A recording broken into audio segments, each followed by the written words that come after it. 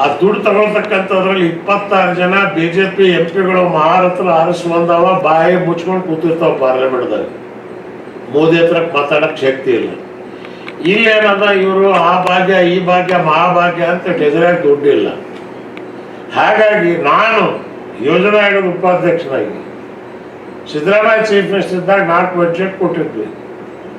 ಈ ಮಧ್ಯಾಹ್ನದ ಊಟ, ಸೊಸೈಟಿ 10 ಕಿಲೋ ಅಕ್ಕಿ ಇದೆಲ್ಲ ಕೊಟ್ಟರು ಕೂಡ ಸರ್ಪ್ಲಸ್ ಬಡ್ಜೆಟ್ ಇರ್ತಿತ್ತು.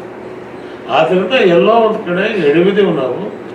ಆದ್ದರಿಂದ ಮಾನ್ಯ ಸಿದ್ದರಾಮಯ್ಯವ್ರಿಗೆ ಹೇಳ್ತೇನೆ, ಟೀಮ್ ಸೆಟ್ರೇಟ್ ಮಾಡಿ ಒಳ್ಳೆ ಮಂತ್ರಿಗಳನ್ನು ಹಾಕ್ಕೊಳ್ಳಿ. ಕೆಲಸ ಮಾಡೋರನ್ನ ಹಾಕಿ ಬಾಜಾ ಬಾರ್ಸೋರನ್ನ ಹಾಕೊಂಡ್ರೆ ಪ್ರಯೋಜನ ಆಗಲ್ಲ. ಇವತ್ತೊಂದು ಮಂತ್ರಿ ಮಾಡಲ್ಲ ಅಂದರೆ ಟೀಮನ್ನು ನೋಡಿದ್ರೆ ಜನ ಮಂತ್ರಿ ಹೋದ್ರೆ ಎದ್ದು ನಿಂತ್ಕೋಬೇಕು. ಈ ಮಂತ್ರಿ ಹೋದ್ರೆ ಮಾರಿ ತಿರ್ಸ್ಕೊಂಡು ಹೋಗ್ತಾರೆ. ಏನು ನಡೆಯೋ ಮಾರ ಎಲ್ಲಿಂದ ಹಚ್ಚಿದಿ ವೇಸ್ಟ್ ಗಿರಾಕಿ ಇದು ಅಂತೇಳಿ. ಹಾಗಿರ್ತಕ್ಕಿಂತ ಪಂಚರ್ ಆಗಿರೋ ಟೈರಿಗೆ ರಿವೈಂಡ್ ಮಾಡೋ ಬದಲು ಹೊಸ ಟೈರ್ಗಳು ಹಾಕ್ಕೊಂಡು ಗಾಡಿ ಚೆನ್ನಾಗಿ ಓಡಿಸಿ, ಇದೇ ನಮ್ಮ ಸಿದ್ದರಾಮಯ್ಯ ಕೊಡೋ ಸಲಹೆ. ಅಂತಲ್ಲ ಇಡೀ ಕರ್ನಾಟಕ ರಾಜ್ಯದಲ್ಲಿ ಸಕ್ರಿಯವಾಗಿ ರಾಜಕಾರಣದಲ್ಲಿ ನಾನು ಪ್ರವಾಸ ಶುರು ಮಾಡಿದ್ದೀನಿ. ಹಾವೇರಿ ಜಿಲ್ಲೆಯಲ್ಲಿ ಮಾತ್ರ ಇವತ್ತು ಒಂದು ಯೂನಿವರ್ಸಿಟಿ ಮಾಡಬೇಕು ಅಂತೇಳಿ ಸಂಕಲ್ಪ ಮಾಡಿಕೊಂಡು we are at it.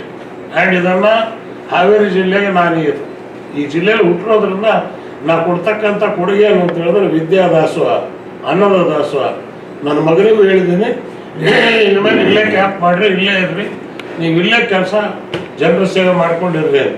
MLA ಆಗಬೇಕು MP ಆಗಬೇಕು ಅಂತ ದೊಡ್ಡದಲ್ಲ, ವಿಧಾನಸೌಧದಲ್ಲಿ ಜಾಗ ಗಳಿಸೋದಲ್ಲ, ಜನರ ಮನಸ್ಸಿನಲ್ಲಿ ಜಾಗ ಗಳಿಸ್ತಕ್ಕಂಥದ್ದು ಇದೆಯಲ್ಲ, ಅದು ಶಾಶ್ವತವಾದಂಥ ಜಾಗ.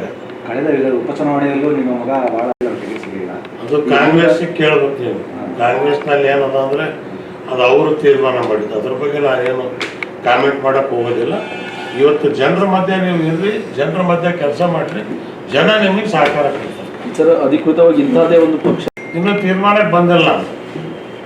ಕಾಂಗ್ರೆಸ್ಸಿಗೆ ಸೇರ್ಬೇಕು ಅಥವಾ 3ನೇ ಶಕ್ತಿ ಮಾಡಬೇಕು, ಪ್ರವಾಸ ಮಾಡ್ತಾ ಇದ್ದೀವಿ. ಜನರ ಅಭಿಪ್ರಾಯ ಕೇಳಿ ಒಂದು ತೀರ್ಮಾನಕ್ಕೆ ಬರ್ತೀವಿ. ಬಸವರಾಜ ಬೊಮ್ಮಾಯಿ ಕೂಡ ಕರೆದ್ರಿ ಸರ್. ಅದಿಷ್ಟೇ, ಬಿಜೆಪಿ ಬಸವರಾಜ ಬೊಮ್ಮಾಯಿ SR ಬೊಮ್ಮಾಯಿಗಲ್ಲ, ನಿನಗೆ ಸ್ಥಾನ ಸಿಕ್ಕಿರ್ಬೋದು, ಮಾನ ಮುಖ್ಯ. ಜನರ ಮಧ್ಯದಲ್ಲಿ ಇವತ್ತು ನಿನ್ನ ಮಗನೇ ನಿಲ್ಲಿಸ್ಕೊಂಡು ನೀನು ಊರಾಗ ನೀನು ಸೋತೆ, ಏನು ಬಂತು, ಯಾಕೆ ಹಿಂಗಾಯಿತು ಅವಲೋಕನ ಮಾಡಿ. ಬಿಜೆಪಿಗೆ ಜನ, ಈ ಭಾಗದ ಜನ ಒಪ್ಪಲ್ಲ. ಕಾಂಗ್ರೆಸ್ ವೀಕ್ ಆಗಿರೋದ್ರಿಂದ, ಜನತಾ ಪಾರ್ಟಿ ಇಲ್ದಿರೋದ್ರಿಂದ ವಿಧಿ ಇಲ್ಲದೆ ಇವತ್ತು ಬಿಜೆಪಿ ಬೆಳೀತು. ಇಲ್ಲಿ ಜನತಾದಳ ಬೆಳೆದಿರ್ತಿದ್ರೆ ಬಿಜೆಪಿ ಎಲ್ಲ ಅವರಪ್ಪ ಕೂಡ ಬರ್ತಿರ್ಲಿಲ್ಲ. ಇವತ್ತು ಯಡಿಯೂರಪ್ಪ ಆಳ್ತದಾನ. ಕಾರಣ ಶರಣರಿಗೆ ಇವತ್ತು ಬಿಜೆಪಿಯಲ್ಲಿ ಜಾಗ ಇಲ್ಲ. ಬಸವಣ್ಣನ ದಬದಂಥ ಮಂದಿ ಬಸವ ತತ್ವ ಒಪ್ಕೋತಾರೆ ಅವರು. ಆದ್ದರಿಂದ ಇದು ಬಿಜೆಪಿ ಕರ್ನಾಟಕದ ಸಂಸ್ಕೃತಿಗೆ ಒಗ್ಗುವಂಥದ್ದಲ್ಲ. ಆದ್ದರಿಂದ ಬಸವರಾಜ ಬೊಮ್ಮಾಯಿಯವರು ನನ್ನ ಆತ್ಮೀಯ ಸ್ನೇಹಿತ. ಇವತ್ತು ಅದೇ ವಿಶ್ವಾಸ ನಾವು ಇಟ್ಕೊಂಡಿದ್ದೀವಿ. ವಾಲಿಯವರು, ಚೆನ್ನಪ್ಪ ವಾಲಿಯವ್ರ ಜೊತೆ ಕೆಲಸ ಮಾಡಿದ್ದೀವಿ. ಹಾವೇರಿಯ ಅನೇಕ ಜನರು, ಹಳ್ಳಿಕೆರೆ ಗುದ್ಲಪ್ಪನವರು, ಅವ್ರ ಜೊತೆ ಕೆಲಸ ಮಾಡಿದ್ದೀವಿ. ಇವತ್ತು ಇಡೀ ಬಾಂಬೆ ಕರ್ನಾಟಕದಾಗ ಒಂದು ದೊಡ್ಡ ನಾಯಕರನ್ನ ಕೊಟ್ಟಂಥ ಭಾಗ ಇದು.